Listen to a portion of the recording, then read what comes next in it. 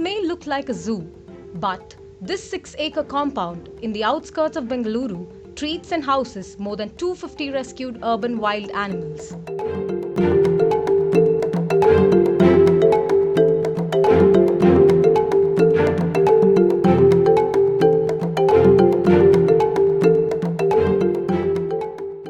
Bengaluru has several initiatives to care for pets and domestic animals.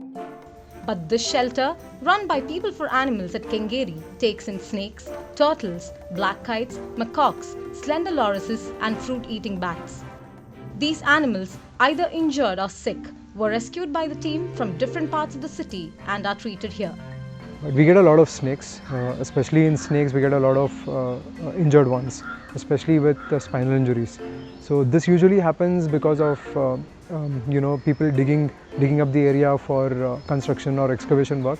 So unfortunately these snakes get caught in probably the JCB or the digging bars which they use, and that will injure their spine.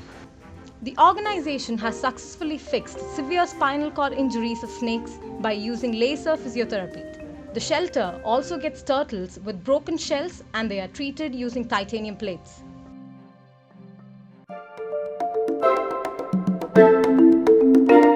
Though the organizational premises resemble a jungle, the animals are given artificially created environments that mimic their natural homes.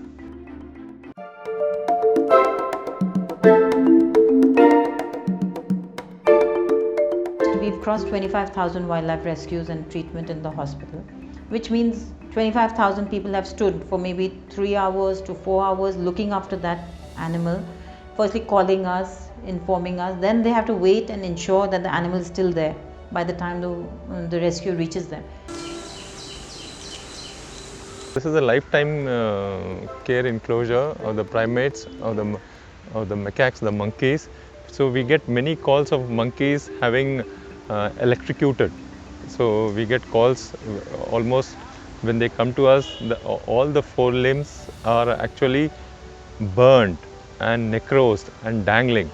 So there is a chance of the poison from the gangrene spreading all over the body. So we have to amputate the limbs to save their lives. If you amputate more than 2 limbs, which are not diagonal and in which the monkey won't be able to climb up the trees and fend for itself.